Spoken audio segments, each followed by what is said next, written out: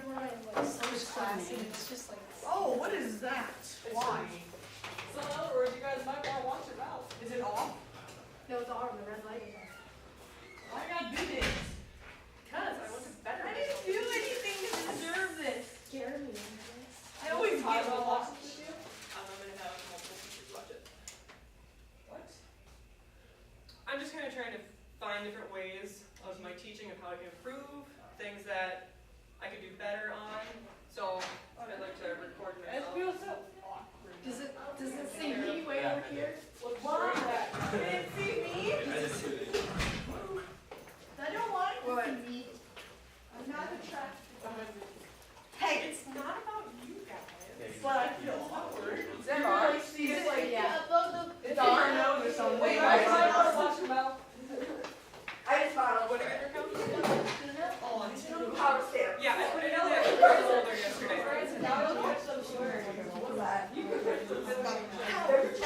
You can catch it. Oh, What? I never have a charger. Eric, it's on. Eric! I did the computer, so you can't, you know, like. Kermit, you have a charger. Oh, really? Like something. I just did this on my Oh, so that way. Kermit, you have a charger. Oh, I know. Have you learned this year at all that no one brings No, a no. charger? I did. That's my charger. I didn't know. Can I borrow it? You good? Like the one person that does. This person, don't let them judge your teaching. They're good teachers. I would like to improve. You don't need to There improve. are always ways you can improve. GG, well played. So, A little bit. I don't feel that's good. Okay. Oh, wait, so we go. I also hate this. I started looking at the hours.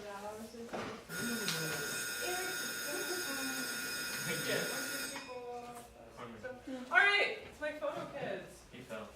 Featuring some of Fell. Yeah, I really don't know. He's not done with it. All right, yes, elephant in the room. I am recording myself today. It is not about you guys, it's about me. Okay. I would like to find ways that I can improve on my teaching, and so I'm going to have other teachers watch it and kind of help give me tips. I'm a first-year teacher. There's always ways for me to improve. This one, like, All right, you need to have your depth of field photos in by the end of class today into your Google folder. We are going to move on to forced perspective, which kind of ties in. So we're building on different things. So, to think about perspective, Latin, look through or perceive. In art, perspective gives you that appearance of depth or distance, just like the picture up there. I'm sure you guys have worked with different perspective and different types of art before. You've seen pictures. This isn't a new topic, it's just a word might be a little bit new for you. This is 1-point perspective. Does anybody kind of remember doing art projects like this, elementary, middle school? Now that you see it, everything is going back to one vanishing point. That would be kind of where that train is. So all the lines are either horizontal or they're going to the vanishing point. This is 2-point perspective. Your vanishing points are going to be off to the side. So all these lines, are they going to the vanishing point over here? Or the vanishing point over here? Or are they straight up and down and vertical? Does this look familiar? Yeah. In part 1, I'm not sure what you guys did, but I'm trying to focus a lot on this in part 1. So forced perspective is going to be a technique which employs the optical illusion.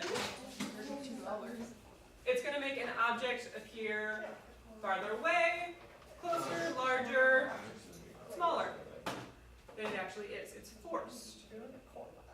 So you're also manipulating that human visual perception. It's how you're seeing it. It's manipulating it. This is not actually reality. You're forcing this. So you have to do that through scaling the objects regarding the size, or the correlation between them. How do these things tie together? And also that the vantage point. Where's the camera? Where are these objects? So what do you think a forced perspective photo is going to look like? Take a second to talk. You know, if you've got somebody by you, you guys, we can talk all together. What do you think a photo is going to look like if it's got a forced perspective? Stage.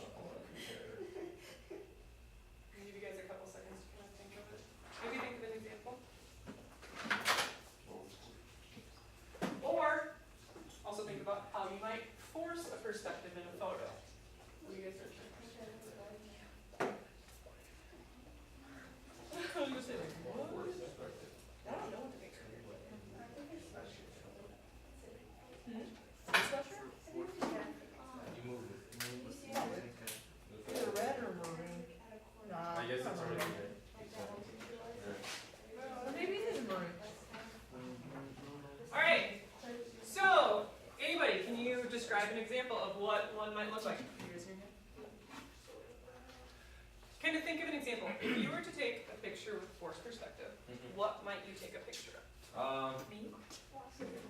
What was that? Water. How would you force perspective with water? What do you think? Or can you build on that? Okay. Okay, I get where you're going with that. Okay, so you're thinking more from perspective. Okay.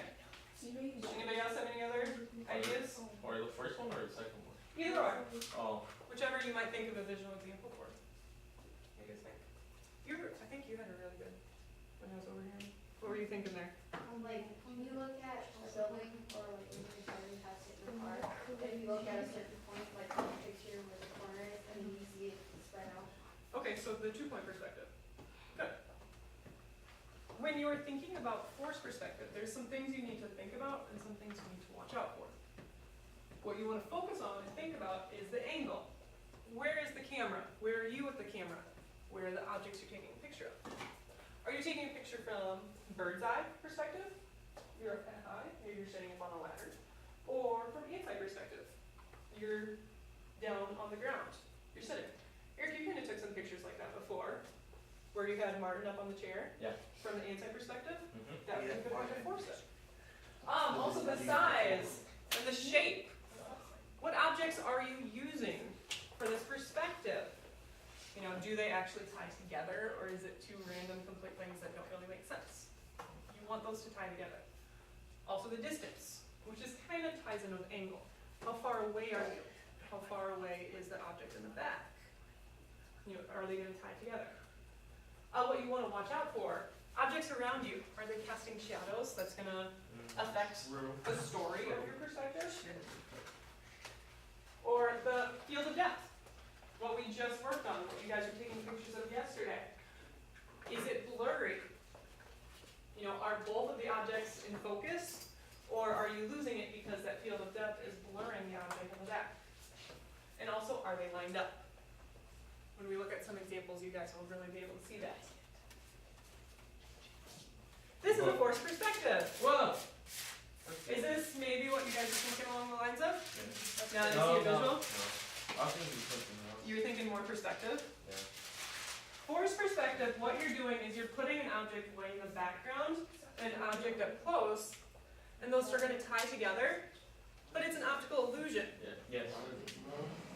So these people might be, I don't know, 10, 15 feet in the back, but the shoe of the person's going to be maybe just a foot in front of the So camera. it's kind of like one of those wedding photos where this guy's like on her hand. And Like, do you like, want the shadow? It's like, the shadow kind of, oh, that. well, the shadows Very, very for good the point. The shadow kind of shows that it's. Great, Caitlin just pointed out the shadow. This might kind of trick the viewer and think, you know, you can really tell that it's fake with that shadow there, like I said earlier. Good. That one's pretty dope. This is just what Brian is talking about. Yeah, Brian. What I want to point out with this one is how you line things up. If that hand was down here, and you had that white space, that negative white space in between, that's not going to look like a real forced perspective, is it? No. You need to make sure you're lining things up. And right here, it kind of goes over his feet, which kind of skews the picture. So you really need to focus on how you're lining these things up. I thought that sounds kind of funny. You could do more of an action shot, like this. This you're going to have to focus on timing. You can jump high. Is that a kangaroo? No, it's Hey, a there we go. dinosaur. It's a T-Rex. Okay, what? That's She- what she- I'm so, around. does it have two heads? It looks like it has two heads. I think it's, yeah, there's another head here. So this, in reality, guys, Sorry. this might only be maybe a 2-inch tall little plastic figure. Well, that's And pretty then that cool. guy is maybe 15 feet in the back, but it looks like he's jumping up really high. It's that distance is tricking you. There's that optical illusion again. There you go. Yes. Now with this one, you want to focus on what's going on. Is this background, is it distracting? Yeah. You really don't focus on this little guy, do you? I don't see. Also think back to our rule of thirds. And Middle. our goal mean. He smacked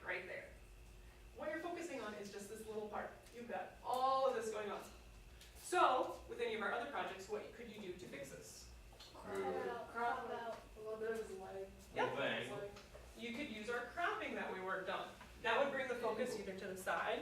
Maybe you want to crop part of that house out, so ninja focus is on that person stepping on the other person.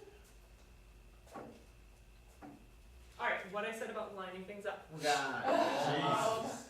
You need to make sure you have things lined up. Otherwise you're just going to have these random people, and in reality, if you're at a different angle, it would be lined up. But this looks kind of Bad. not great. You're just standing there and also this person does like this. It's like our it's like, Live in Right. You need to have things lined up properly. Otherwise, you're going to get a really bad angle like this. This would be better lined up. Now, Young way. you don't want the kids though, I don't think you want the right, with an area like this, you're going to have spectators back there. So, what could you do to change it to make this guy and these people a little bit more proportionate to each other and not the leaning tower? Cut them. Go closer. You could go closer to the people, The people come closer to the camera. have those people come Or just closer. like go behind people a little bit more. Yep. You could back up a little bit ways, so this guy gets a little bit Or you can smaller. go right. You could change your direction. Good. Now, force perspective in movies. I just think this is kind of fun. Can you guys name any movies that might use force? Matrix. Titanic. Matrix, Titanic. The Good Dinosaur. I have not seen the Good I've Dinosaur. not watched that. Inside Out, I think. Eric, you cry on those Yes, dude, it's I think hard. almost every movie has that. Oh, Very good. Iron Man. Spider-Man. Big Fat Liar. I Avengers. haven't watched that in a while. What movie? Oh, Big Fat Titanic. Yeah, Big Fat, that was it. Okay, you guys know it? I don't know if I've ever seen that one. The big one I think of is The Hobbit and Lord of the Rings. Oh, I don't like the Hobbit. I don't like the Hobbit. So, here we're looking at Frodo and Gandalf. Frodo looks like a really tiny little hobbit, doesn't he? An elf. Guys, The Elf does that movie Elf. Elf does it too, yes. Looks like Gandalf is this huge tall wizard. How do you think they did this? How did they stage it? Different Like angle. put down closer to the camera and put him kind of away. Good, it's the distance. Here you can see, they've got Gandalf actually sitting closer to the camera at an angle. So the camera might be right here. And Elijah Wood is sitting way back here. It's going to make him tinier. That's pretty dope. And so it's going to make Gandalf appear as this great, big, powerful wizard. It's that optical illusion.